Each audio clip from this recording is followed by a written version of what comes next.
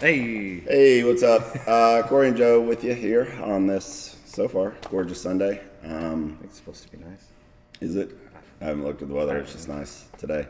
First up, before we ramble on too much, we have 2 changes to our workouts for next week and a possible third change. The third. I didn't write the third up. That's all right. I'll remember it. First up, originally we had a 15-minute AMRAP with wall balls, deadlifts, and handstand walking or wall walks. The way that we released that workout is we said that one partner would do a round of 15 and 12, and then partner 2 would do 10. a round of 15 and 12. 10. 10 and 12? Oh, yeah. 15 and 10. 15 and 10. Sorry. So 15 and 10, and then your partner would do 15 and 10, and then you do the 20-foot handstand walk. And then you do 15-10, 15-10, 40-foot handstand walk. So we wrote it up someplace else, made the video last week, and we said we weren't clear on that. And then we developed the score sheets, and we weren't clear on that. And so yesterday we tested it as just one round of 15-10 into the handstand walk, and then another round of 15-10 into the handstand walk. So you're less time deadlift and wall ball and a little more time handstand walk. Yes. And so what we're also going to do there is mandatory switching of rounds on that. So we can't just have a specialist just doing all the handstand walking. I mean, you could. You could, but they're going to have some volume with the Deadlift, wall handstand or the deadlift and wall balls. You'll still be able to break the handstand walk up however you want. 10-foot increments. 10-foot increments, but you can switch with your partner every 10 foot. And then there was a question, I think she was asking, if you start the handstand walk and you're not able to finish the 10-foot, that's okay. You can still switch, but you're not going to get a rep. They have to do the full 10 foot. Yeah, but like if I were to start and I would try to do my 10-foot and I couldn't finish it for whatever reason, I was just too wore out, I could still tag Joe in. Mm-hmm. I just wouldn't get any reps. I wouldn't get any work there. So that was a question. And the last change on that workout is because it's because of timing, because of a lot of things, we're dropping it down to 12 minutes instead of 15. You're welcome, kind of. Yeah, we tested it with 10 yesterday. Went well. It didn't seem to bog anybody down where they were at. Yeah. We expect people to get into the 120 or 12, 14 wall walk area, maybe further. And we dropped it just because we don't want to see people get caught on handstand walks. Yeah, we don't want to see you just trying to walk 180 feet, and it's not as good of a show. Yep. So, the second change that we're making is in the WOD that has the bike and snatch into the max gymnastics movement. Just adding time. The only thing that we're doing is we're going to make it 160 seconds for max gymnastics movement instead of 80. Flow will all still go the same. You'll just be having, like I said, 160 seconds to do that workout. Yep. That when we tested it, there just wasn't enough time for the gymnastics to really shine. Yeah. So you weren't getting rewarded much. So I think doubling our time for that it's still not a ton of time, but it could make the difference. And also, we don't have any other. I mean, we've got toes to bar, but there's not a ton anything else on the bar. So we thought it made it a little more balanced as well. So there's that change. The third change is a maybe. Right now, we are short on volunteers. So if you are watching this, regardless of whether you come from our gym or not, traveling down with the team to watch, feel gracious of spirit and want to help us put on a good comp, let us know.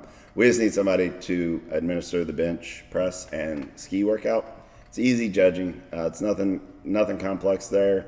So you're not going to have to look out for crazy movement standards.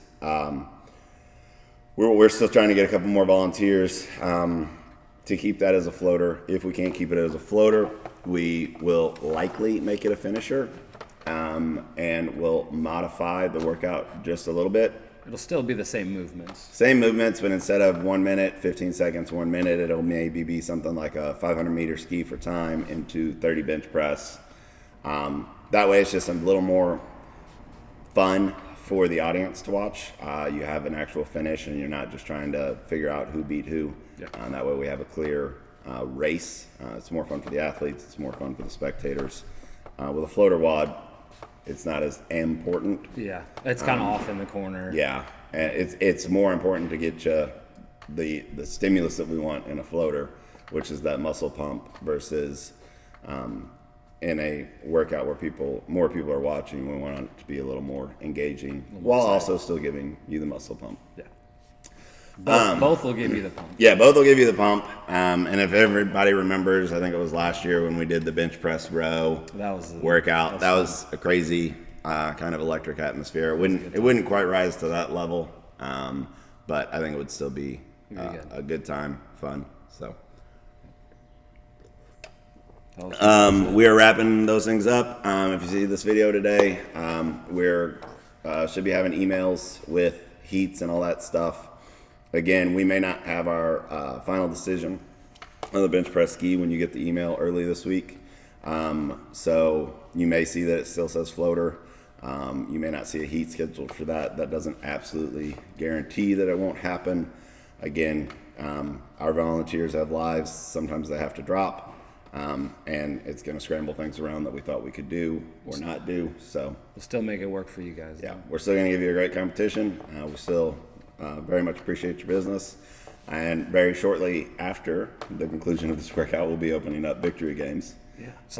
I think we're gonna target kind of a 2-week cool off period, and we'll open it up in August. And then we'll start getting things going with that. That was honestly the first in-house competition that we hosted and designed. I did that. And then we added the aggregate and then the gauntlet. So that's kind of how we've gone. But this has always been something that we've done. I know my wife, if you did that workout, she really wants to bring back the max kayak overhead hold that we did in the ice water. I didn't do that. Yeah. So the first year we had a kiddie pool. And we filled it with water and ice, and we filled it to the top. You can imagine how this goes later. And we had it kind of set off by our dock, and the first team came in, and it flooded the gym. Oh, no. Flooded the gym. So that was a nice little hiccup we had to fix. But then it was a weighted kayak hold, and then we auctioned off the kayak for charity. Oh, that's cool. I can't remember who gave us the kayak here in town. I'm sorry I guarantee you're not watching this, but they donated the kayak to us, so that was pretty cool. So we may try to do that again, or a version of that. I'm sure we can find something fun. Yeah, because that year it was all hero workouts, slightly modified, and we actually chose all Missouri heroes. Oh, that's cool. That had died in duty, and so then we were just we tried to have one for each branch of the military. Yeah.